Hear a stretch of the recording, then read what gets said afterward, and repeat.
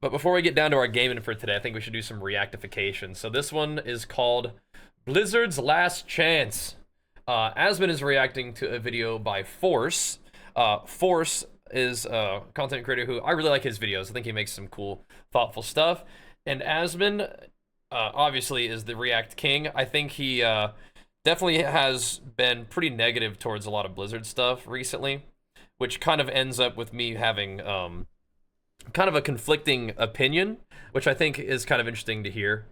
We'll see how this goes. I think as like a big Blizzard fanboy, like I'm probably gonna be like, no, Blizzard's awesome to like a lot of this stuff. But I mean, like if there's like some data to support Blizzard kind of being like, things aren't looking too hot, I think it'll be exciting to see things hopefully and potentially and for me expectedly get a nice little bump with War Within, because in general, I think that Blizzard has cranked out some of the most iconic, amazing games that have ever, existed in the gaming space. I think within recent memory, they were definitely going through some stuff, with unfairness in the workplace, misbehavior in the workplace, getting some people out of there who were kind of, not good for the work environment. And I think they've really kind of found their footing again, and particularly through World of Warcraft, have been popping off. We have all kinds of different versions of World of Warcraft for all kinds of different, World of Warcraft enjoyers. I think that there was a phase of time where Blizzard was really trying to like come up with new IPs and promote those new IPs and not just have it be like World of Warcraft carrying so hard. And so WoW was doing its thing, but maybe just a little bit in the background. And then some of those IPs have kind of like come and gone, and now WoW is like once again they're like, well, I mean, we can't stop this. Like the WoW community is like giving them, hey, we want a classic WoW. Like, okay, sure. Hey, we want to try more solo rated PvP modes. Yeah, okay, sure. And they do these things and they succeed, and now we're building on them. So I think it's a really fantastic time for World of Warcraft in particular, and I think World of Warcraft is like once again like carrying the squad.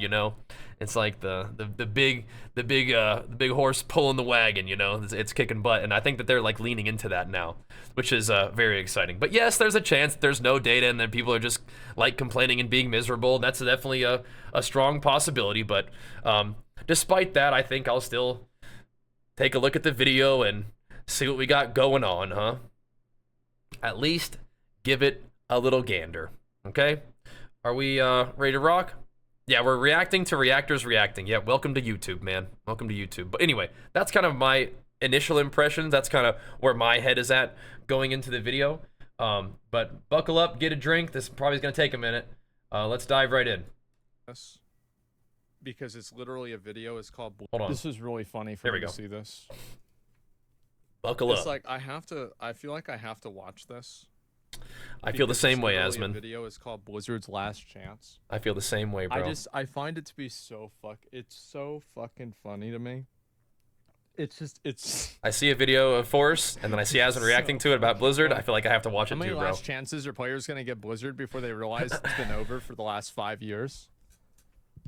For some people, that's true. Some people need to move on. So last week, news came out that Microsoft but a lot of people are still having a lot of fun with Blizzard games. To make Blizzard more prolific. The plan is to launch new games for their established IPs far more frequently than has been the case. Blizzard is notorious for taking their time ever since the early 2000s, with there being 10 years between the launches of Diablos 3 and 4, it's pretty 12 crazy. years between StarCrafts 1 and 2, and it's been 22 years since we got a new Warcraft RTS. You feeling old yet? I sure am. Now compare that with their release cadence in the late 90s and early 2000s. In the 10-year span between 94 and 2004, they launched Warcraft 1, Warcraft 2, Diablo, StarCraft, Diablo 2, Warcraft 3, and the world. Keep in mind that each of these games, StarCraft 1, Warcraft 2, Warcraft 3, legendary, I think one of the Diablo 2, genre-defining all games. had expansion packs as well. And this is all inside of that timeline. Cranking it out. That's crazy. Warcraft, the golden era? Was 7 games within 10 years. In the 20 years since World of Warcraft, there have been 6 new games with StarCraft 2, Diablo 3, Hearthstone, Heroes of the Storm, Overwatch, and most recently Diablo 4. It's hard. Development times over the past it's 2 hard to be decades consistently have been brilliant. a trend across the entire. I say that all the time. It's hard to be consistently brilliant, especially when you have like such amazing like additions to the world as like gaming and art, and then you have to like try to beat that. It's hard, man. It's hard. As we can see, there's so many people who are like, you know, these jaded, entitled fans, you know, keeping them happy is nearly impossible, let alone, you know, just trying to make good games. People who are like the stuff, you know, it's hard. Entire industry. This isn't Blizzard specific. Warcraft What Rumble? is Blizzard specific, though, is the fact that for a while it felt like that long wait was worth it. The company isn't quite known nowadays as the genre-defining developer they used to be, and it seems like Microsoft, after spending $72 billion in the acquisition, they're not that interested in a release cadence of 6 new games over the course of the next 20 years. Yeah. Now, I don't think rushing out their mainline Fair installments is going to be the answer. Well, I don't think it's a bad idea to take a long time to make the games, but the problem is that when you make a game that far out into the future, unless you're making something that's like Elden Ring or Baldur's Gate 3, that's just like, they could release Baldur's Gate 3 10 years from now or 10 years ago, or Elden Ring 10 years from now or 10 years ago, and it would still be a massively popular, hugely successful game. So the problem really is that a lot of these games are trying to capitalize on trends, but they're doing it, it's like they're operating 5 years behind. I think for some of the Had games, they launched Diablo 4 a year or two earlier, they're likely. I feel like one of the things would be like if you try to release a game like 10 years out, like you're probably gonna be kind of behind on like engine and graphics and stuff, but you have to like work with what you've got at the time. So, but yeah, I think that there is some of that with Blizzard where they're like, there's like a genre, they try to make a game for it, but like that time has already passed. I think there's some examples of that, yeah. Would have been far less content in the game at release, of course, right? I do think Blizzard should take their time, as much time as they need for those big games for their mainline installments. Take all the time you want for those games to make them as good as possible. That should be the focus, right? However, there is another option that interests me, and that would be Blizzard working on games that are smaller in scope, that take less time to develop, and more importantly, ones where they're willing to take more chances, not to. Because all these are like live service games, right? This isn't as good of an idea as people might think it is. And I don't know if he's going to bring this up, but Riot just got done doing this idea. They had something called Riot Forge. And Riot Forge was not very successful. And they had to shut it down I'm not even because sure the I've games heard of that. weren't very good. Yeah, I'm not even sure I've heard about that. So unless they're going to be adding in a whole new in-house development studio, if they outsource their games to another person, we've already seen where that goes. Yeah. Riot was doing it for the wrong reason. It's hard to invite somebody into your project Blizzard like that. Would be the right reason. Have it not go well. I think Warcraft 3 Reforged was kind of like that. Exactly what's going on. Tough. Microsoft has some big plans. I bet According they to do. sources speaking maybe it's with okay to Windows try, Central, but yeah. Microsoft has recently created a new internal team Within made up Blizzard. of members Okay. throughout Activision Blizzard King. This group's entire focus is to create new games based on Blizzard's popular franchises. But these wouldn't be new big mainline games. We're not talking about like Rumble, StarCraft maybe, right? 3 Yeah, and they're talking about Kinda like making Rumble. mobile games. Like making something like, for example, the League of Legends Swarm mode. I think that would be a good idea. Like the fact that they couldn't make like a Warcraft 3 styled hero. Like imagine if you could play as the different heroes from Warcraft 3, interesting. but it was a Vampire Survivors type game. Why didn't they do that? Well, it's because they're dumb. That's the reason why. And this is going to be the overall common problem that Blizzard is going to have with everything, is that the people that are making the games over there, I don't think that they have the same level of talent or insight that the guys that were making WoW in 2004 did. Like, I mean, look, I like the people that work on WoW, but if you listen to Kevin Jordan or John Statz or some of the designers of the original classic WoW talk about the game, those guys are some legendary and dudes, then you for listen sure. to the people nowadays that are developing the game talk about the game, you know what a really great comparison is? It's the difference between Lord of the Rings and Rings of Power.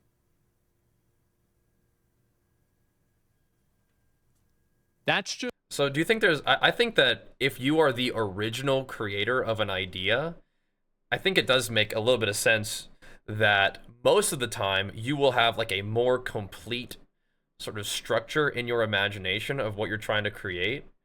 and the feeling that all of that brings and the way that you design it all is going to be different than someone who tries to pick up your idea, infuse their personality with it or into it, and then continue to iterate on it. I think it just completely makes sense that it's just going to be different. I think it just, that's one thing that I can think of that's sort of like in line with that. I think it's hard to pick up somebody else's idea and have it feel exactly the same if that's your goal. So I think a lot of times you pick up the idea and then you infuse your own personality and creativity into it. But as a result, it may not feel exactly the same. And as a result, the people who liked what it was may not like what it now is becoming. Doesn't necessarily mean that it's bad, but it is going to be different and it might not be as well received. Because some people might pick up WoW, like me, and I might start playing in Cataclysm, and I go back and I play vanilla, and I'm like, this is actually not really as good as what we have now, in my opinion. I would rather play modern WoW than than like vanilla classic, even though some people are like, classic vanilla is the pinnacle of MMO gaming. Everything they did is perfect, and I'm like, that's awesome. I don't prefer it. So it's just, I don't think it's objectively better, although you could certainly make arguments that you could back up for why a 40-man raid is better. I just don't prefer it. And so as a result, there are some players who will disagree that what was is now, you know, is better than what is currently, right? So I don't think it's, I mean, of course, Asmon, as we know, speaks in these big absolutes, but I think if you break it down just a teeny bit, there is room for, it's okay if it's a little bit different in the future, and it's not actually not worse. But I will say that people who created World of Warcraft are like extremely talented, groundbreaking stuff, legendary works of video gaming, art, and whatever. So saying that like they had, you know, maybe they were better, it's like, okay, sure, they're legendary, so sure. But I don't know if that necessarily means that the game, as it progresses, being different might make some of the older gamers upset about it, but I don't think that actually makes it worse. You know what I mean? Just did. And I don't know what to do about that. And I know I'm talking over Asmon because this is going to be a long video sometimes. Warcraft 4. These would be smaller games in Thank you, their Hinkelberg. scope, Big flicks for you, man. budget, Welcome back. and ideally as well in their development time. So basically, we're talking about spin-offs for Warcraft, Diablo, and StarCraft in Diablo Immortal, I don't know how much money it has made them, but it has made them buckets, boatloads of money. I think Diablo Immortal is actually a fun game. I wish it wasn't so just like completely like riddled with pay to win. But entirely new genres. I had a blast with it, and Archer likes it too. Once every 10 years or 10 plus years. Boots that up on his iPad. This is a pretty exciting problem. StarCraft Clash of Clans. I want it. Do it. You should have already done it. Should have done it 5 years ago. Sure. Position. Now, to quote Rumble's the pretty article, fun. sources That's tell like me that Clash Microsoft Royale. is keen to explore and experiment finding success out of smaller teams that are also integrated with the larger org, almost Nintendo style for seamless collaboration. Microsoft and other big publishers are increasingly concerned about the monstrously ballooning cost facing AAA game development. Really smart insight by Microsoft. I'm glad they're thinking like this, and I think they're also making a good decision. Cool. By making sure that all of the development is done in-house. That way they don't have the same problems with quality. Yeah. And promotion and continuity that Riot Forge did. I think this is smart of them to do.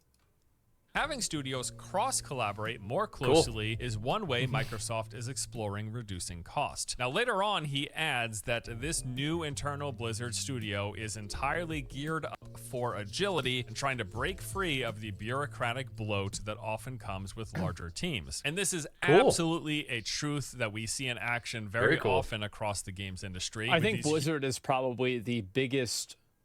Like, it probably isn't, this probably actually isn't true. It's just that I'm the most familiar with Blizzard. But I don't know how many times, like, things in Blizzard are a certain way because they've always been that way. And it takes, like, 6 months to have, like, a number changed. Huge studios moving at a snail's pace. Things do take a long time in bigger organizations, or even longer to release updates, patches, and bug fixes. While simultaneously, in that same industry, we're seeing much smaller teams working on their own indie games or double. That was not WoW. That's Path of Exile 2, right? Far more frequently. There's a lot of red tape when a development. I can't imagine like being the Diablo 4 developers and seeing that. This is my opinion. Settlers of Kalgor of Calgur. Excuse me, not Cowgirl. I'm currently obsessed still with PoE. This league is awesome. Sorry. In my opinion, I think it's adding, like, it was more of a hype and a better announcement than the Diablo 4 expansion was. Like, that's my opinion. It was like actually shocking to me. Maybe in our bubble, how big of a difference it was. I don't know if that's objectively the case. Like, I think that Diablo 4 is a much bigger sort of popular in terms of like what reaches normal casual gamer audience than Path of Exile is. I'm pretty sure about that.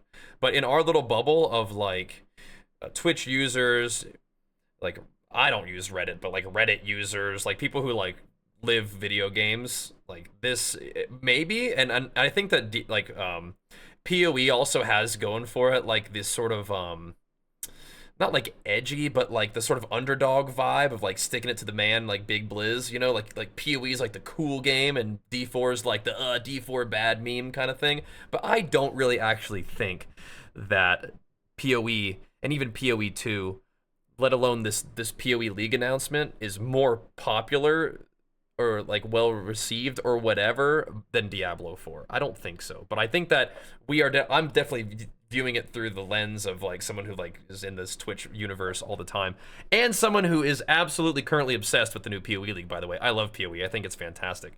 But if we're saying it's more popular or whatever, I don't think so. Gets to be as big as Blizzard, and like, while that red tape is there for a reason, and then like by the way, it goes even harder than that. The city that you're building in Settlers of Calgar is going to be the main city in PoE 2. Very cool. Very cool. Super neat stuff. Guys, it's a free game. Yeah, it's wild. PoE is incredible. And they're doing incredible stuff over there. It's awesome. But some people are like, it's too complicated, so it doesn't really reach the casual audience the same way. But it's fantastic. Tremendous game. Free to play. Amazing. I love it. It often does tend to currently really slow things up. Here, right now, when it comes to these studios being geared Vegas up Invicta Big Flex for the 3 full years. Holy crap. Well, I want to show you guys. That's actually a really good one. Sorry, I appreciate it, dude. Pausing, but like this is just like I really Sorry, want to I'm make not sure pausing. That we get this I just know the video's gonna be long. Way. Gonna be looking at player Steam charts. Do people play Diablo on Steam all that much? This is a level of success. That's awesome. Look how consistent. PoE is reaching new heights right now. If you look at the drop-off for this season versus the previous seasons, I'm obsessed with PoE currently. This season is holding players at a ratio that you can quantitatively assess is unheard of. It's awesome. A lot of cool mechanics has been out in the game that keep people like interested throughout the course of the season. But I think the official release was 2014. It's pretty fun. 10 years. It's pretty great. Still peaking. Popping off. Love to see it. What the fuck? However, disgusting. Right, but like, I feel like if Asmon wanted to, he would probably highlight the fact that there's 12,000 people playing at certain points in between the league, right? So is WoW? Yeah. WoW has what? How many times this number even in between expansions? It's again, PoE is a tremendous game. I love PoE. I just think that they're like, if you wanted to, like Asmon's being very positive about PoE, which is amazing. I love that. But like he's hovering over right now, 12,000 people playing. Asmon could be making a video right now where he's like, yeesh, oof, 12,000 people logged into your game at once. That's it. Oh man, that's not looking too good. Of course you have the new spikes when a new league comes out, but look at it. Then it goes down all the way to 12. You know, like you could be doing that kind of thing, right? So I just got to take it with a little grain of salt, right? And of course, if we're talking about Blizzard, you know, hopefully we look at the Diablo charts. But I mean, of course, I don't know if Steam is gonna have as many people playing Diablo on Steam as this. But yeah, like you're saying with WoW, like WoW is like magnitudes higher than this every day, I'm sure too. But it is cool that PoE, being a niche game within a niche genre, is growing and popping off. They're doing a great job, and I personally love the game too. So look at these different definitely. seasons. Yep. I mean, which one was this? Crucible? Sensei, they definitely have this league intended on having people continue to play throughout it, because there's lots of actual mechanics that would keep you logging in this time around. But you can look at it cynically, like they want you to become addicted if you want to. But I think every game would like you to continue to play it and have fun with it. But I do also think that WoW is becoming more seasonal as well. So we'll see. We'll see. I played this one. This one was so good. Mm-hmm. Yep, there you go. Pretty cool. This one. You know, it is what it is, right? Pretty cool to see. I want PoE to continue to pop off. So, like, it's just... Yep, I think WoW is seasonal as well. And by the way, this isn't even becoming more so over time. Keep in mind, this is the old game. Yeah, this isn't even a new big game that they've been developing. It's disgusting. How can Blizzard realistically compete with that level of insight? Brother, they do. Like, that's the thing. Like, WoW's graph probably looks like that, except instead of it going like here, here, here, it's like here, here, here, here. I mean, like, what do you mean, man? With like the fastest changes with the currency tabs. That's awesome. Or currency market. The currency exchange, finally. How can they compete with the insight of instilling orbs? I'll tell you how. They can't. I do not think that they have the talent. Do you guys know what instilling orbs are? They're a thing in the game that allows you to automate your flasks, which, if you wanted to look at it cynically, is why is there even a system that requires you to start the game having to manually piano your flasks? Later on, you finally get a resource that automates them. So I'm not really sure what the point he's making here, besides sort of getting in his Asmon, like, you know, in a role fervor, like just loving on the game as much as he possibly can. But as someone who actually plays PoE and knows what instilling orbs are, I think there's just as much of an argument to say, why is this even in the game if it takes you until endgame to finally just automate a feature? Why not just automate it or do away with it entirely, right?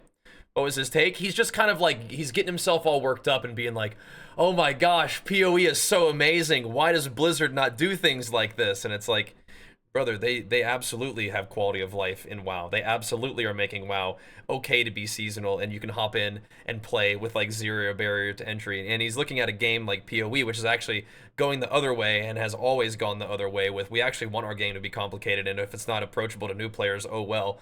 Like, so the point he's making here, I think, is sort of just getting himself worked up about loving on PoE and looking at an example of a smaller developer making a great product. When WoW is doing a lot of the things I think PoE is doing in some ways, except just way on a way higher scale. So I'm not quite sure what's going on there. That's okay though. I love PoE too. On the team right now, they can compete with that. The Diablo 4 team is pretty good, and they've done a good job improving the game. Maybe he didn't mean instilling orbs. Instilling orbs are something that you use on your flasks. I can have a look right now. If we look on, if I'm currently logged into PoE right now, right? I don't know if I have my here. You guys can see instilling orb adds an enchantment to utility flask that will cause it to be used when certain conditions are met. Right. So I have my flask that you normally have to press, but instead now it will just be used when charges reach full. That's what an instilling orb is. Cool mechanic. Glad it's there, but you could just make this an automated thing anyway. I mean, it's cool, but I've actually been thinking, I don't think it's, this is, guys, insane, a month right? Almost after this season for PoE has ended, or has come out. I want to go back and play it again. I'm playing it right now. I love it. It's amazing. That shouldn't happen. I also play WoW every day. They shouldn't be allowed to do that. I also really enjoy playing WoW, so. Just play Melee. I already have decided when I'm going to play. I'll probably level it up off stream and then show you guys once I get to like red maps or something. Red maps at the beginning of the end game. Build. I'm not. Good stuff. It's so good. I love PoE. Investing 30. I'm not going to invest. That's like the second. That's like the second phase of end game, I guess. The second beginning of the end game. Okay. Like until they change the way it works and I can do it with a chaos build that's cheaper. Or tuning buff. Take a look at that too. I've done it once. That's it. How's it looking, Vlad? And responsive and updating on a frequent basis. So the entire initiative here actually sounds and reminds me a lot of what Riot has been doing with Riot Forge, where they're releasing these smaller scale games based on their League of Legends IP. And some of these have seen some great success, like really highly rated. I haven't played these. They look cool. So I like the way they look. I just haven't played them yet, but they do look cool. Okay, now let's do a little bit of a fact check here. Now we have to go ahead and look into the actual numbers and check and see if this. We're gonna fact check this video and see if that's actually accurate. Let's see if we can get some numbers. Let's have a look. I was wondering about this. Okay. What's some of the other ones? Is it Numu? I haven't even heard of this one. I'm sorry, I forgot. What was the other word for it? TFT? No, not. So, There's Nunu, the Ruined King, right? No. Okay, there's another one. I'll do one more. Ruined King. Why are successes held against each other in a negative fashion? I think it's just trying to make a comparison. This I just one don't did quite pretty well.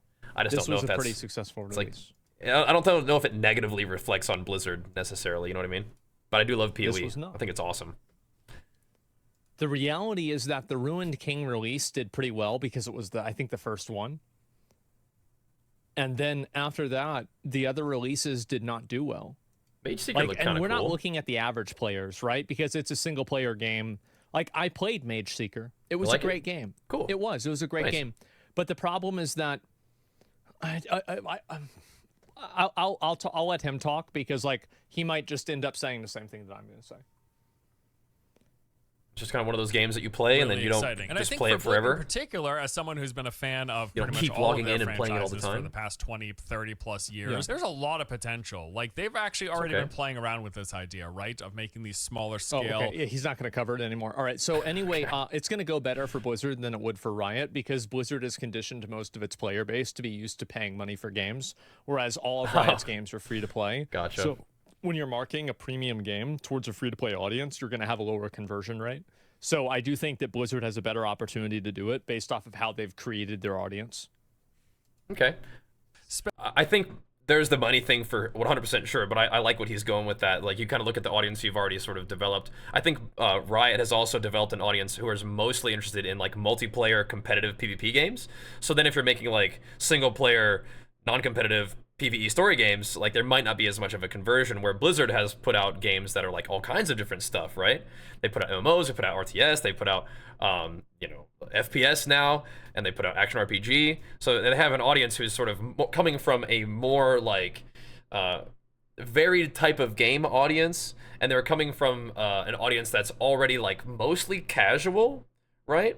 Where you might casually play PvP multiplayer games like League of Legends and Valorant and stuff, but like I think that there's more to be said than just like, hey, how is our audience coming and being formed from, like, are they willing, like a free to play versus paid game thing, which does definitely matter, but we can expand a little bit on that. Whereas like, what kind of games have they actually made, whether like how the games are actually being paid for, what kind of games have you made? And I think that Blizzard has had like a casual audience that's coming from multiple types of game background, and I think that would also be one of the reasons why it's likely to be more successful. But I think there's more to it than just like the payment model. Spinoffs. Obviously, you could certainly argue that Hearthstone is exactly that. They took the Warcraft IP, they turned it into a collectible card game reminiscent of Magic the Gathering, but with Magic the Gathering. Pretty cozy, pretty chill. A Warcraft twist. I mean, it's not exactly like Magic, right? But you get the picture. You're right, they it's took not. the IP and they spun it off into a smaller version of it, a smaller scale thing. There's obviously the mobile stuff as well. Blah, you know, we're talking about Diablo. I like the Mortal, man. I don't really care it's just all about the too heavy on the pay to win. Blizzard's IPs. But if what crushed my spirit on Diablo Immortal was when I realized that your MMR in the PvP mode wasn't based on your wins and losses, it was based on how much money you spent in the game. Your MMR was directly tied to your resonance, and the only way to get a high resonance was to get the gems that give you resonance, and those were the paid gems. And then your MMR in PvP was based on your resonance, and I was like, I guess we're done here. Like,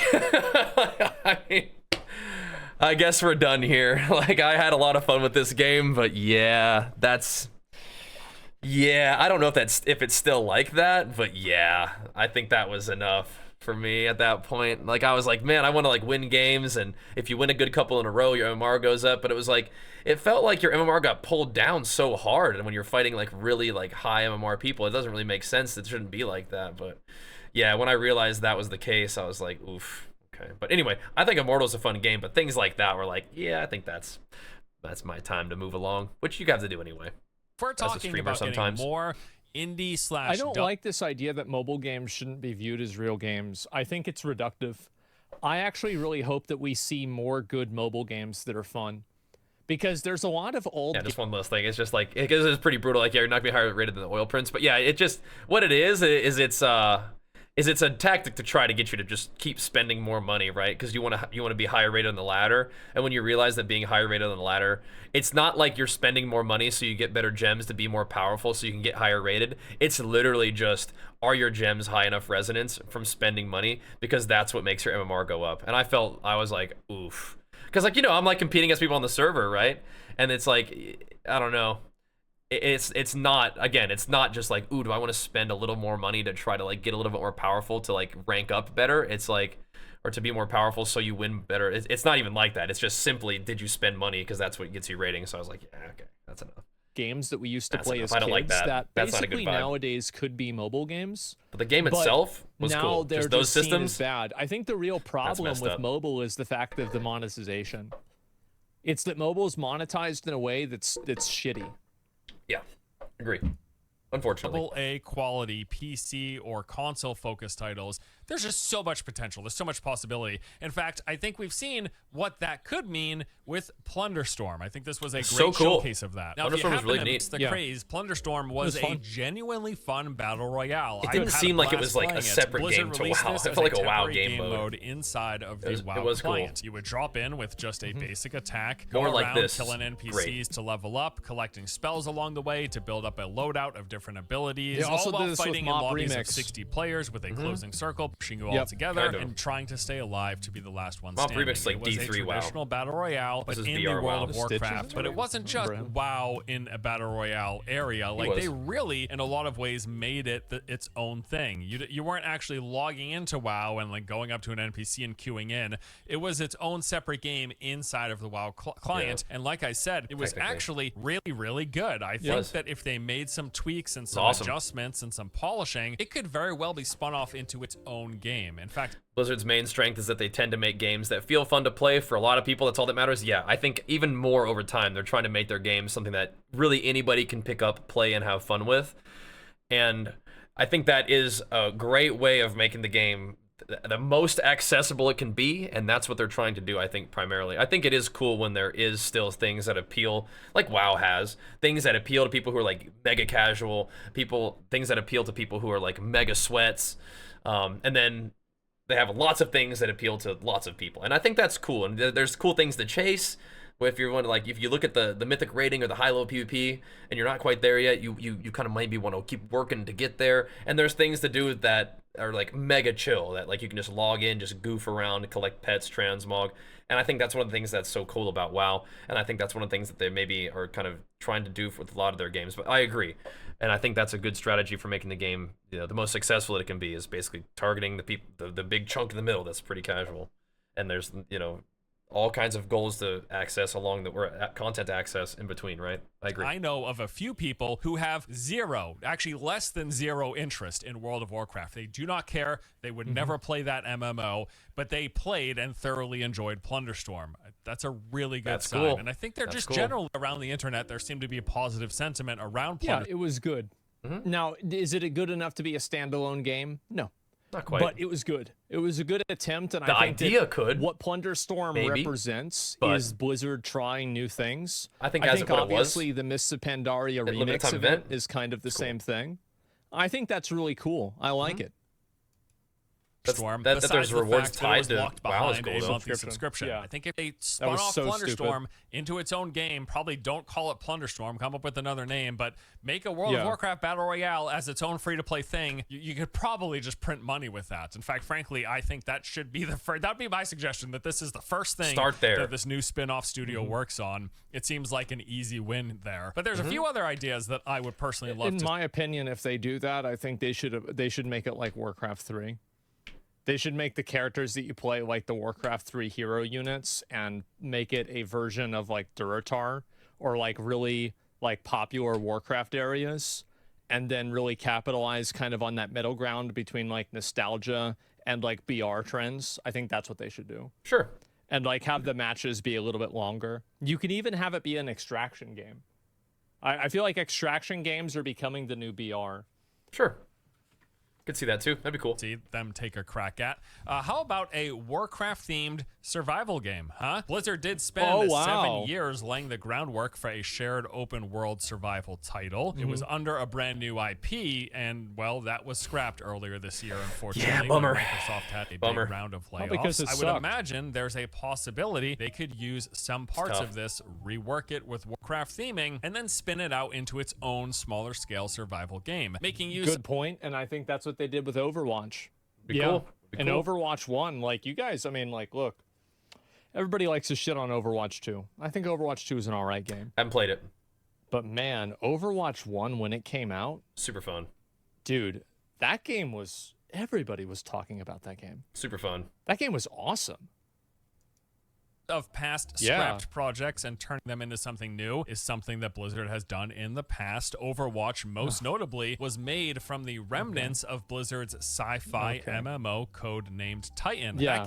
So one thing I'll say about the extraction thing, I'm not trying to like talk smack. I don't love Tarkov. It's like a little bit too military sim for me. I don't like having to pick all the different ammo for the different guns. Like I'm just not into that. I've played like Dark and Darker, which I think I like more than Tarkov, because it is like more fantasy vibe. But I will say the Extraction one that I loved the most so far was a game that we played on our sponsored stream called Halls of Greed. And so Tarkov is like FPS controls, FPS style, right? Dark and Darker is still FPS sort of, but it's first person slasher kind of thing, but the combat's very slow, and it's supposed to be like that on purpose, and that's fine. But Halls of Greed was like a top-down, like click-to-move kind of control scheme, and I actually liked that the most. So what would be neat is an extraction-style game, but then so you have the FPS, you have the click-to-move isometric, and then you also have like MMO controls for an extraction kind of game. It could be really cool. Could be really cool. So yeah, I'd be down to try that out. That's still an idea that's kind of percolating. But yeah, shout out to Halls of Greed, by the way. That was a really fun also, one. Funnily enough, was canceled after roughly 7 years. This is like that 7-year mark. Investigate that later. Killer for a lot of Blizzard games that they're not going to release. And you know, survival games are also notoriously lower budget titles. A majority of the most popular survival games out there were made by relatively small teams. I think survival games are falling off, by the way. I think that they're fun. We like checking out there hasn't been enough innovation in survival games. And right now, I don't really think that I don't think anybody has like really innovated on the genre in a way that's interesting. Like the last real innovation that I think was meaningful was Pal World. Pal World's cool too. With relatively we also played talking things like Rust, Enshrouded was cool. Valheim. These are smaller scale games, smaller budget that seem to attract a massive audience. It's a cool genre. Just a no-brainer. I've actually been waiting 30 years to chop trees as an orc and build my own base. Can you just make that happen, Blizzard? Yeah, that's what I thought they were gonna fucking do with Warfront. So now what this is what I said in the beginning before we even started the video, is they need to just let WoW carry them. Like, it's okay. I understand you guys want to make new games in new worlds under new IPs. I understand. It's probably a fine idea. But what we can also do is just Blizzard equals World of Warcraft, right? Blizzard equals Warcraft. Just go ahead and create every game in the Warcraft universe. It'll be fine. Just let WoW and Warcraft carry you. Just let it happen. I think they're starting to see it. They're starting to understand. Just go ahead and let it carry you. I got so fucking excited. You showed the Warcraft 2 tech tree, and it turned into be some autoplay, auto-win. Could be cool. Yeah. Come on, seriously. So yeah, I think a Warcraft survival game is the perfect type of thing that we could hope for from this initiative. Any kind of genre, just Warcraft we're spitballing here, just throwing darts, right? How about a StarCraft third-person action/shooter game? Just imagine Space Marine 2, but it's StarCraft, right? It's not even that far. Sure. Go for it. He's not gonna talk about StarCraft Ghost, is he? Okay, I just wanted to check ahead of time. Yeah, we tried that. Yeah. I don't think it ever happened, did it? Yeah. Funny you should mention that. Far of a leap as the entire StarCraft franchise. Okay, so The one thing is StarCraft Ghost is like, okay, sure. So let me make a small suggestion. Maybe not single player story RPG or whatever. Why not just make it Helldivers, except it's freaking StarCraft? Okay? Or like Vermintide, except it's Diablo, right? Like there are ways to do this, right? Can you imagine? Instead of shooting whatever kind of like bug creatures there are in Helldivers, you're shooting Zerglings. Like it's not actually a big jump, right?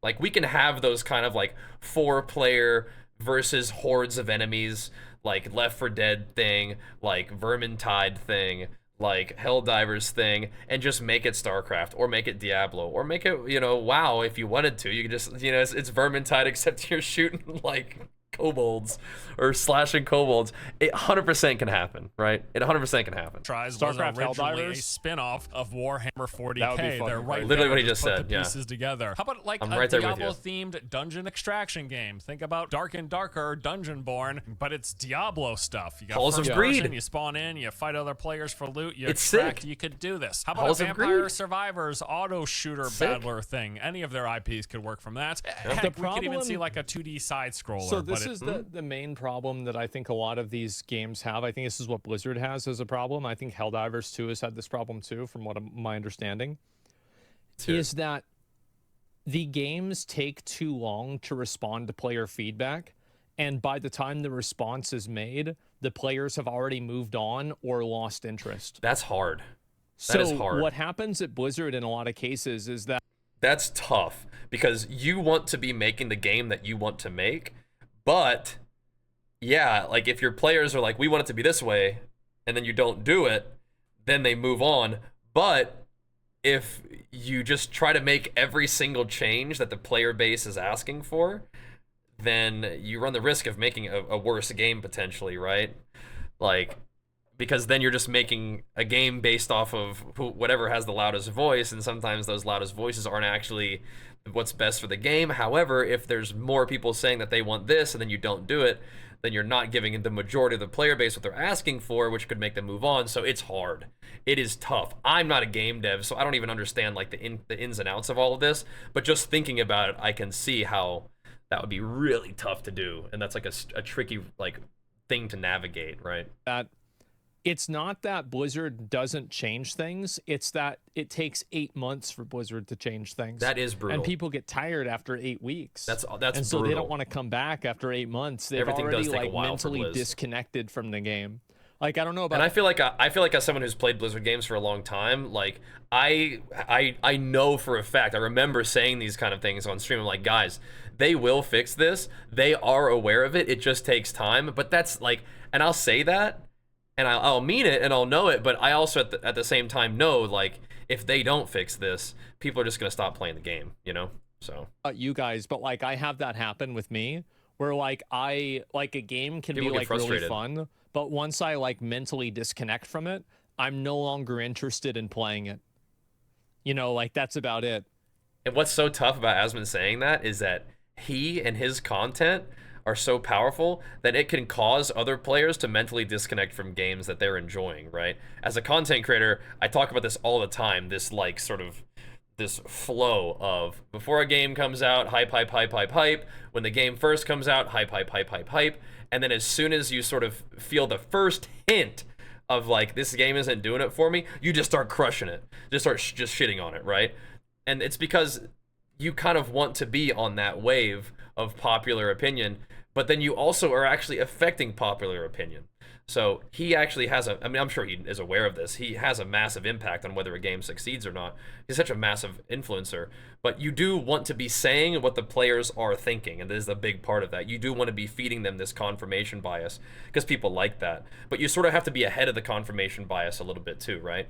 So it's just like it's again like that, a too big to succeed situation, where like you have studios. So like, and also I don't think this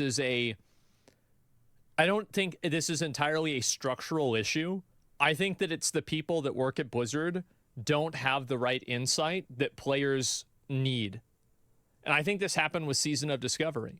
Some examples of those games. Yeah. Well, like, I mean, for example, in WoW, like the corruption vendor and it being on a I mean, saying that the devs don't have insight, I'm not so sure about that one, because I think that they have devs who were like literally were like you know, high level WoW players who work for them now, so they have insight, and it's like it's not like they don't pay attention to social media, forums, YouTube videos. I think their favorite thing is their official channels, like their own forums, like their favorite thing to listen to. But I mean, I don't think it's that they don't have insight. I do think it was what he said before, is that things just take time.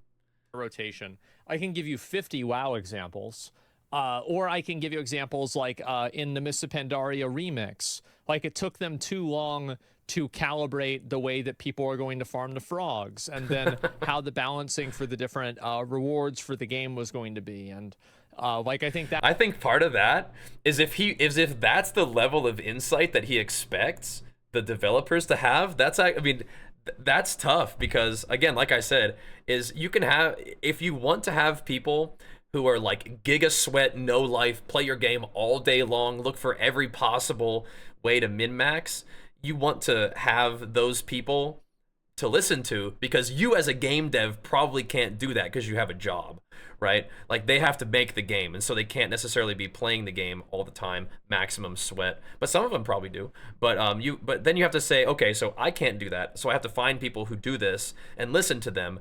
But if you are listening to the giga sweats about how the game should be, then potentially you lose a little bit of the way the game should be for the casuals. And so again, it's hard to figure out who to listen to. So I don't think it's impossible. I don't think what Asmon is saying is necessarily like, no, Asmon, it can't be that way. It just needs to be taken with a understanding that this is like kind of tough to do, but not impossible. You do need to have your finger on the pulse, so to speak. But even if you do, things still take time, right? That's another example of it. Helldivers 2 is probably the biggest example you can think of right now. Who do you listen to? I think also right? Path of Exile made this mistake with the Lake of Kalandra. They took too long to address the concerns that players had with the league, and I think that caused a lot of people to just fall off, right? They stopped paying attention to the league. And the worst thing about it, because like you have to have like meetings to sit down and like, okay, what are the players saying? How do we fix this? How do we address this? There are like some no-brainer, just buff it situations, but it's like, do we actually do that? Does this cause some issues? Is it as easy as just tweaking a number? Like, you actually have to do the work to figure out how to fix it and whether or not this concern needs to be addressed. So things are gonna take time. But it is a tough thing. Even if everybody understands things take time, some players are just going to be like, okay, I got to move on. And then when people move on, it's hard to get them back. Is that, and I think this is something that's like, a lot of people might not really see this, but if you look at Lake of Kalandra was actually more popular than the Sanctum League, even though Sanctum is regarded by, I don't know, I'd say pretty much almost everybody that I know as way better than Lake of Kalandra. And so the problem with what happens is that once you train players into a cycle of apathy and disinterest, what ends up happening is that apathy and disinterest has a ripple effect on future products and future editions. And so like it's funny that he's saying this, because I think Path of Exile is a really bad example of that, right? I mean, he was just praising them for the fact that it has continued to spike or whatever, but I mean, to my untrained eye, perhaps, all these graphs look pretty similar. The league opens up at its peak, and then a lot of players, you know, will continue to maybe not play it, but a lot of players still stick around and play it. I think the one thing that he can notice is that, like, Kalandra comes out, it's not super well received. The next league that comes out may not have as much hype behind it, but since this league was good, it means the next league is well received, so it peaks higher. But I feel like these graphs, their volume is probably somewhat similar, right? It just falls off a little faster in this situation. This one doesn't peak as high, but the retention is a little bit better. But I think the overall still is the same, right? I mean, like, you can see also Sanctum built up a lot of goodwill, and you can see how this graph doesn't go down as fast as the Crucible graph does. Yeah, I mean, or this one doesn't go down as fast as the Sentinel graph does, right? Path of Exile, then Crucible comes out, and it has a massive peak, right? One of the highest, the second highest peaks the game's ever had. Yeah. And why is that? It's you're building up that goodwill. And this is something that Blizzard used to do a lot of, is they would invest. But I guess what he's saying is, like, if you consistently kind of miss the mark, that goodwill, that next peak is maybe not as good, right? Maybe that's what we've seen with some of the WoW stuff, is what he's going for? The goodwill of the community. I think the best example of that is BlizzCon. People are talking about, oh, BlizzCon loses money. Well, oh, BlizzCon loses money? It's an advertising what about tool, the right? money that's made from having everybody talking about your company and their trade show for the next 2 weeks? It's an advertising tool. How do you factor in marketing for that? Like, how do you look at that? It's just like it's such small level thinking that it's very frustrating as somebody who's a fan to see such, in my opinion, like massive mistakes being made. Does Asmon still consider himself a fan of Blizzard? Because I absolutely can hear him sort of saying that his, like, super aggressive, like, shit on WoW at every chance he gets opinions come from a place of passion. I would even agree with that, but it is kind of funny to say that he thinks of himself as a fan where, you know, like, the way he behaves is so negative all the time. But I could see him saying that, and maybe it's even good to hear him say that, is that if he considers himself a passionate fan of Blizzard and all the negativity comes from a place of wanting things to succeed, but they're not, or he sees them being done differently than they should be. That's an interesting thing to hear. Affliction was very fun too. Yeah, I'm sure, right? But like, you see how the ripple effect happens, and so I do see how it happens. Yeah, like Dragonflight in a lot of cases was an improvement over Shadowlands and BFA, but because people had already been tired of that, a lot of people didn't have the same level of enthusiasm for it. Yeah. And I think you're seeing that even more so now with the War Within. War Within looks good. I think the War Within has had the least hype for it than any expansion I've ever seen. Do you guys feel that? I think also, I think he's probably pretty far from the WoW community. Maybe even the farthest he's been from the WoW community ever. I feel like, as someone who plays WoW every day and interacts with the WoW community every day, I'm not even the most popular, like, WoW streamer at all. Like, I don't think I'm as, you know, popular as I even have been in the past.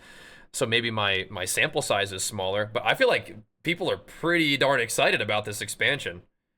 Yeah, I feel like people are very excited. Like, they're seeing what they did well in Dragonflight and that they're building on it now. And I've seen a lot of people, of the streamers who I like to watch, who aren't even WoW players, are like, hey, I might have to check out War Within, looking pretty good. You know, I don't know. I'm not sure I necessarily agree that the hype has been lower.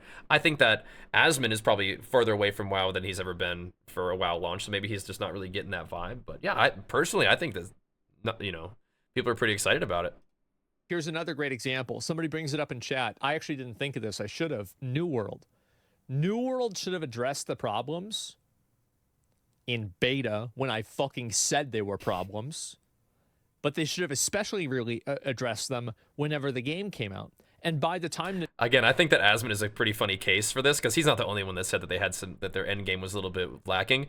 But when I was talking about who do you listen to about your devs, Asmon presents a kind of an interesting problem. If Asmon says you should do something with your game, you might want to do it because he is a massive influencer, which is kind of crazy, right? You might want to keep Asmon happy. New World improved the quality of the game and they made it better, everybody had already decided that it was a dead game. Look at Lost Ark. The exact same problem happened. And so it's, again, like, people, and I've already, like with Lost Ark, they added solo raids. If like you could take a time machine, that's cool though, and put me back in the release of Vicus, and then in 2 weeks after that, they're adding solo raids, I would be so fucking excited for that. But I have already, like, mentally disconnected from Lost Ark. I am no longer interested in the game, really. I think that part of this is also, I don't know if it is for him as much as it is for me. I think as a content creator, like, you sometimes have to move on from a game or not play a game that you even like, maybe a little bit before you would prefer, because other players have moved on as well. And I think that's, like, it is a sign, right? If people are already sort of checking out from the game, then you have to do that too. But sometimes you have to kind of move on from the game just because the initial massive spike is down.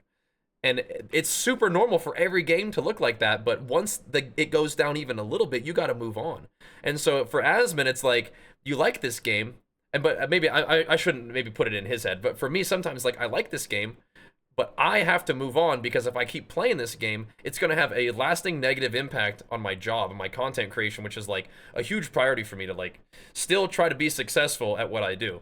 Now, as time goes on, I make more decisions based off of what do I feel like doing than what is only going to lead me to the most success. But as Asmon, who's kind of like the peak of stuff, even though he's, you know, still making some decisions over time that are different than just what can get him the most numbers, I think. That's part of it too. As a content creator, you got to like sort of connect, like make that mental disconnect and lean into it, right? You got to do what you got to do, right? The was not Kadam. Got to move on. It's tough. What's it, not Phaedrus? Fucking what's his name? Thamine. The Thamine raid looked really cool.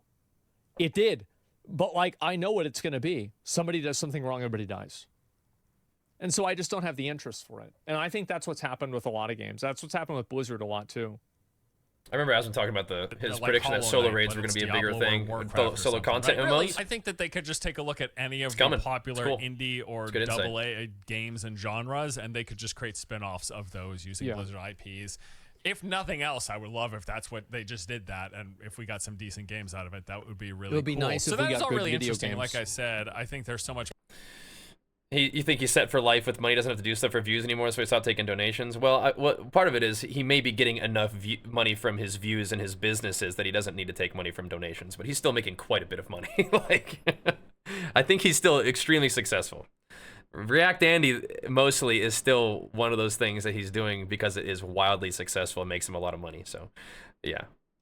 Imagine that. For cool things that this development team could work on. The Battle Royale and the survival games being the ones that are very most successful immediately promising and appealing sounding to me. But at the same time, what's going on with Blizzard proper, right? The main development teams, what are they up to? Well, of course, all the existing stuff marches forward with them continuing support on current titles. World of Warcraft kicks off the first of a planned... He says it like that, like it's so chill. I would say it differently. So what is going on with Blizzard is that World of Warcraft is carrying the squad, baby. World of Warcraft is back in business. It carried them for a while in the beginning. They tried to make some new IPs. Now they're back in action with World of Warcraft carrying the squad once again, baby. It's popping off. Trilogy of expansions for that's how I see it. The War Within later this month, and of course Classic WoW and carrying the squad. WoW and Season of Classic Discovery WoW doing great too. Continue marching forward. Pumping. Diablo 4 is also getting its first big expansion with Vessel of Hatred that is coming in October. D4 doing its thing. StarCraft and Hearthstone, they all still exist. Or if inside of the Vessel of Hatred, Mephisto does not make Ner'el, or whatever the fuck her name is, tear a person's heart out in the top of a temple and kick the corpse down the stairs while the blood splatters everywhere, I will be extremely disappointed. If we don't have at least one fully cinematic animated human sacrifice. I think that's likely. We'll see. We'll see.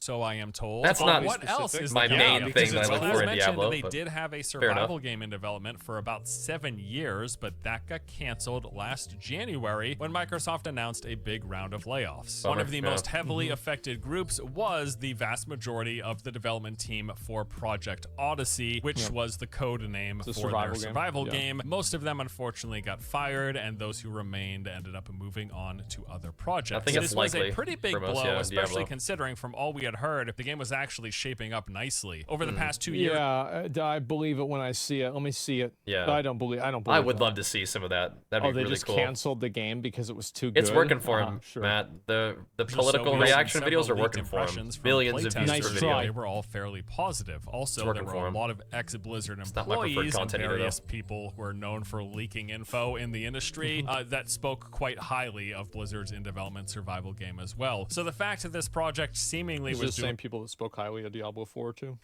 doing all right, but then got outright Diablo canned. 4 is making a lot of money. That People is like a it. Real shame. It's I a think fun there's game at for a lot of least people. some part of the reason, however small, there might be some part of the reason for this cancellation due to the fact that it was a new IP. Now, when these layoffs PvP took right there. place, Phil Spencer said on a few occasions P4 that PvP going was so fun, forward, they season are 1 going to or season be 0. primarily focusing on Blizzard's strengths, and in particular on their existing World of franchises. Warcraft, baby. So maybe that survival game does get reworked and repurposed into. I actually think that like I understand why World like of they want to do Warcraft. that, and you saw like I saw like a clip of like Vince Vaughn talking about this on like Hot Ones, where it seems like a lot of Hollywood, there's like so much of a consolidation of resources around trying to capitalize off of existing IPs rather than creating new ones. A little safer. But I think really where the enthusiasm and the real spark of excitement comes from is actually from new IPs. Like It's Elden harder, Ring isn't Dark riskier. Souls 4. It's Elden Ring.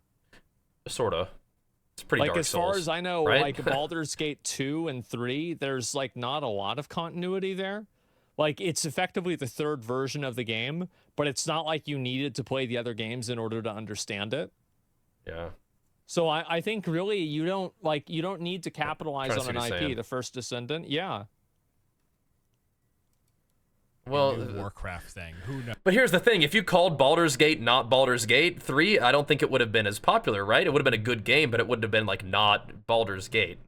So, but yeah, like you didn't call Elden Ring Dark Souls 4, but you know that it came from the people who make Dark Souls, and it's like a Dark Souls game, right? And then is there not some lore tie-in too? Just as a different name. Anyway, I don't mean to just be like always like just gotten something to say, but I just think there's just some other things to think about with this, right? Am I gonna play Wukong? It depends on the timing. Depends on the timing. Knows. I'll keep it on When's my that coming wish out? list. That's not all, though, actually. Since the survival game got axed, we have caught wind of another new project in development at Blizzard. A few months ago, there were numerous job openings posted for a new, unannounced, open-world Blizzard game. That's right. Positions available for the creative narrative and art directors, as well as concept artists, gameplay engineers, animators, combat designers, and design directors for both missions and combat AI. That is a lot of positions, and it is very clear that the game is still in very early development. In fact, it may still very well be in pre-production. We're also not sure if this is a new or existing franchise, although again, Microsoft has made it clear that they want to focus on existing ones, so I'm just going to assume as much. But we did get a tiny bit of information from these job postings. So with the missions and combat AI, it was made clear that this game is going to have a PvE focus. In the combat design roles, they mentioned wanting monsters to be interesting, memorable, and challenging from the initial threats all the way to legendary boss encounters players will talk about for decades. What, like Clearly, they are Dark going to Souls? have some leveling, power, and or difficulty progression in this game, with you starting in lower tiers and working up to higher tier encounters to eventually reaching legendary boss fights. The world designer will be, quote, defining and iterating on a collaborative vision for Monster open world Hunter? gameplay and content. I mean, It sounds like a Souls. Like this is a opinion that I have is It that does kind of sound like I a think Souls. that the next really big MMO is going to have more in common with Monster Hunter than it does with WoW. I think that that's the future, and like also I think it's going to have more in common with like the way that I Monster feel Hunter? like Yeah. this is, again, I'm not a big player, but like I've watched content about I love it Monster Hunter games. with RuneScape. I think that the future of MMOs is going to be primarily synchronous gameplay, primarily solo gameplay. Yeah. With talked about this group before. elements that are added in that are not felt to be mandatory inside of the game. Yeah. I think that's the future of MMOs right now. Like lobby games, well, they're like, okay, so like a lobby I can see what game. he's saying, and I think Let's it's abstract actually a good that idea. a little bit more.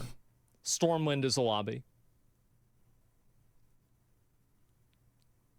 That's the way I see it. Could be. Could Ranging be. from sprawling exterior zones to tight and intense claustrophobic interiors. And then finally, the level designer will be designing and implementing captivating locations and environments, integrating Hate those gameplay fucking mechanics, units. challenges, They're such combat, and trash. puzzles into level designs. It So sounds while kind is of more like all Dark really Souls. vague, we at least have the understanding that there's going to be a focus on PvE combat and encounters with PvE enemies and legendary bosses. There should be some leveling and progression tied to that as well, based on how they're talking about the breadth of this Interesting. thing. And it is going to be an open world game as well. Yeah, sounds Once like a more, Souls. though, this is likely not even close to complete. It might 20 not even years be out. started yet. It could be a good 5+ years before we get any sort of a reveal of what this is. So don't hold your breath, right? There is still hope yet as well for fans of the StarCraft franchise. That's right, as shortly after Microsoft's acquisition of Blizzard, I can't wait for StarCraft fans to get a pay-to-win mobile game. I'm so excited. It's going to be great. Oh, boy. Spencer mentioned plans you said you wanted to do bring back dormant StarCraft franchises, which include the likes of StarCraft. Yeah. In an interview with Jez You know what I Corden, know what Spencer everybody said, knows. The diversity of business models allows us to invest in different kinds of content and still have financial success with that content. We look at the back catalog from Activision and Blizzard. We get really excited about the things we can do. Now, when Jez asked him about StarCraft in particular, he said that they'd want to ensure Blizzard was part of the discussions to revive franchises, and that it wouldn't necessarily. You can see, like, by the way, remember what I've said before about how, like, the reason why why RTS is dying is because of micromanaging. Like, if you guys played StarCraft 2, watching this clip, at least for me, was a little bit painful. Because, like, you're gonna want to micro, like, 2 to here, 2 to 3 to here, 1 to there, right? That's the reason why it's fucking dying. Right there. Let's see him. Discussions to revive any of those franchises, and that it wouldn't necessarily simply be a case of spinning up a new team to handle them. You can absolutely Notably, play RTS macro style for a long time. In 2023, Micro will help you though eventually. Shout out StarCraft fans, and when Jez asked him about that, his response was, "I want our fans and customers to know that I don't bring up those games are called just to tease to no end. Those are Mutalisk units. Hydralisks are the ones on the ground that shoot spikes. Mutalisks are different. A reconciliation of those hints later on. I'm not one to try to lead people on. It might not happen in the timeline that people would love, but usually when I tease, there is something there. So he's kind of like confirming without confirming that they are, at the very least, Microsoft is in at least considerations of reviving the StarCraft franchise. Zerg main, by the way. They're going to. They have to. What you can like, it's obvious. Right? Whether or not that's going to happen. Like, you think Phil Spencer's not stupid. He's not a stupid guy. The people that work at Xbox are really smart. I think they actually are genuinely smart. Ultralisk best unit. I like Ultralisk. I like the fully upgraded Zerglings and Roaches. Of course he's gonna try. I liked the low tech units. Obviously. But Ultralisks are insane. This decade, who knows? Okay, so yeah, I mean, hey. There's clearly a fair bit going on at Blizzard right now, all things considered. Ultras with cracklings, that's a good combo. Smaller scale, AA/indie level games for their existing IPs. Once again, I'll reiterate, I will take that Battle Royale and or Survival Warcraft themed game, please. Extraction World of Warcraft, game? both classic and retail, along with Diablo 4, they are continuing to get updates and will be getting expansions for the foreseeable future. While the Survival game was canned, we do have this brand new announced PvE-focused open world game that's ramping up development. Phil Spencer has also acknowledged interest in reviving StarCraft, as I just mentioned, and I should add that we saw job postings back in 2021 for an unannounced action/FPS game that was said to be in development for PC and consoles with online integration. We do also know they've got several mobile games in the work. If you care about that, I don't. And yes, for sure, I do. I hope they're good. I hope they're fun. They're gonna be making some gains. Archer likes those mobile games. I don't mind mobile games as long as they're fun. Like, I view mobile games like they're arcade games. And I like arcade games. They're enjoyable. Sure, I hope they're fun. Most likely more unannounced things and not yet revealed things. I will say, though, personally, like, barring a reveal of StarCraft 3 or Blizzard releasing another full-blown MMO, I think what I'm actually most interested in seeing is this new, smaller, more agile dev team, what they come up with. There's just, again, so much potential for Warcraft, Diablo, and StarCraft if mapped onto so many genres. Battle Royale, Survival, Souls-like, Roguelike, Platformer even. That, like, you could just take Blizzard IPs and put them onto so many other game types and genres, and it could certainly work. And I hope that's the sort of thing that they plan to be working on. Whatever comes of it, though, I will be sure to keep you posted as we see and learn more. That is all for today. Thank you, as always, for watching. Hope you enjoyed. See you next time. Good job, buddy. Yeah. Good job, Force. So, what you thinking, Asmon? Is this Blizzard's last chance? You know, I thought that with Diablo 3 Reaper of Souls. And that came out in, I think, 2014. And was the most sold game of all time. I think that people will keep eating shit and convince themselves it's chocolate for the rest of time. That's just the way it is. Blizzard has no more last chances. Yeah, this is their 14th last chance. Okay, guys? Do you think a remaster of Warcraft 2 is good idea? Nah.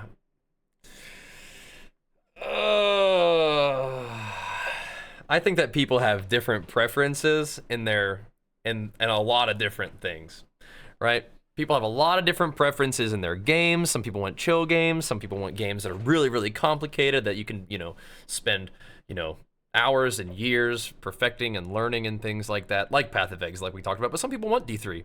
Some people want to log in, explode screens of monsters, have really easy to understand linear progression, and just turn their brain off and have fun playing video games. Like they just want to watch crap TV, right? And that's okay. That's all right.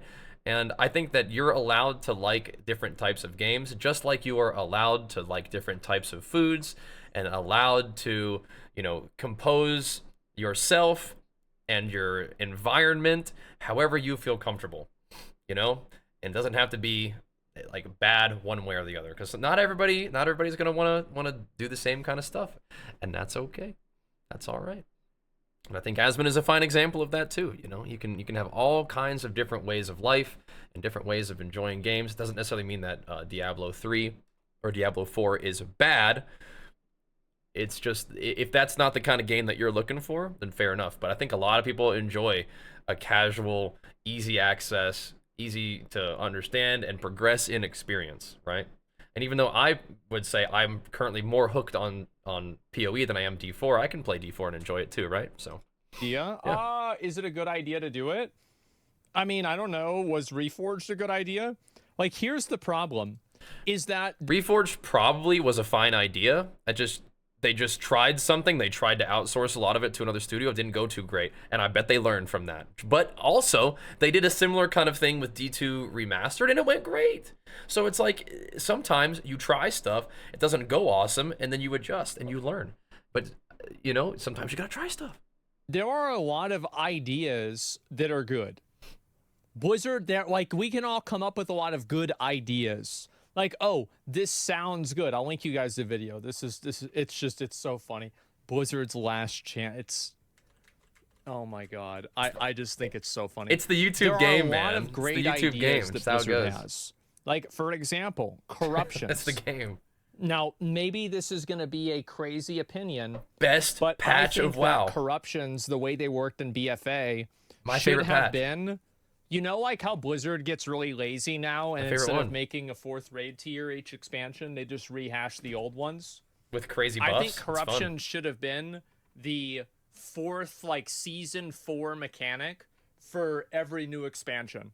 Yeah, I'm down with that. Corruption was so fun. Were such great games. Yeah, Brotana, I know. That's probably one of the reasons why he's laughing, is because he knows. And Blizzard just decided to give up on them. And so I'll be right back. I've got more to talk about. Let's hear it. I want to talk to you guys a little bit about what I think is going to happen, because I was thinking about that Monster Hunter thing that I said about how I think the next big game is going to be like Monster Hunter. Let me see if I can go ahead and explain this in a good way. I love Monster Hunter games. I've spent some time on those Monster Hunter Rise. We played a lot of that. Wild Hearts, we played a lot of that too. I love those games. That is going to happen with MMOs. He's getting the chart out. He's cooking. I think the next really big MMO is going to be a mix of... Oh my gosh. And this is the design of, right? Obviously not the game itself. Monster Hunter, okay. OSRS, Rust. And I think this is what the next MMO is going to be. Is this kind of like Once Human? Like base building, automation, skill building, maybe, and then big mobs, big enemies? Some degree. I love the progression. This is what's going to happen. And I think that there will be probably a little bit, because I think the system works very, very well. I think this is going to be somewhere. Because I think... You know what I would do if I was making this chart? I would just have a big circle that just says World of Warcraft. Like, that's what's going to continue to be the big king MMO. This is interesting, though, because the pawn system of how this is designed needs to fit into MMOs, but I don't know how it will fit yet. Dragon's Dogma? You know what this is? Follower dungeons. Remember every time we talk about follower dungeons, and I'm always like, man, it would be so cool if you can actually, like, gear your NPC AI followers so they get stronger. That's actually sick. Wait for that too. You can actually build your team. You have your warband of all your actual characters that you're building, but yeah, but what if your warband could be like piloted by AI, or just, you know, so that you could do dungeons with your warband that you gear up, and then you can switch between the members of your warband and play them, huh? Really, just the pawn system that I'm talking about. Like, I don't know what it's going to be. What about Once Human? Oh yeah. Maybe, I'm not sure. Like Final Fantasy Trust.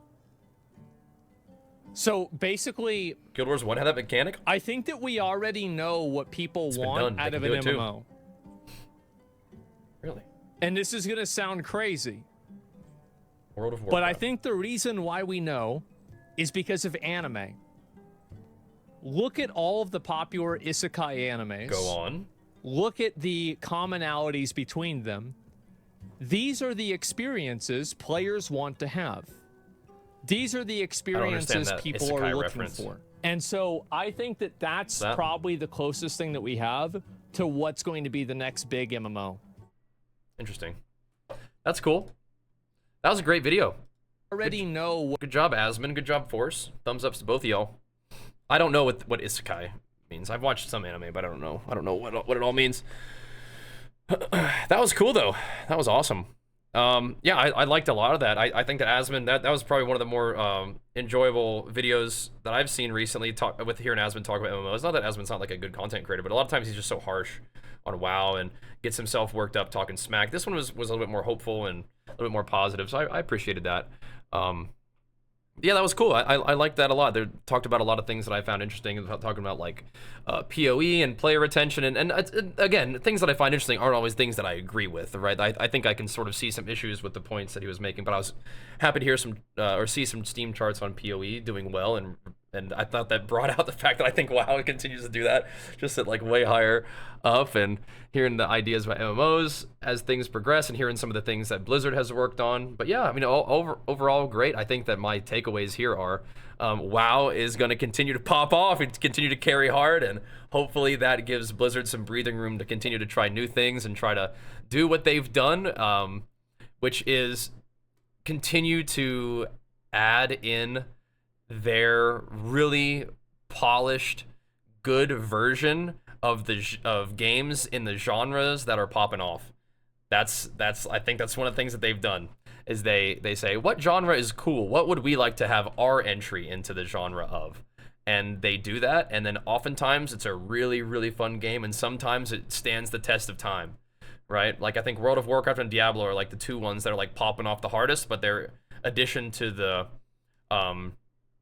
to RTS absolutely cannot be ignored. There's just not a lot of RTS going on right now in gaming, but they were absolutely groundbreaking in MMO, RTS, ARPG, and then I don't know if Overwatch was really like groundbreaking and like genre defining, but it was a fantastic entry into like the team FPS objective based game.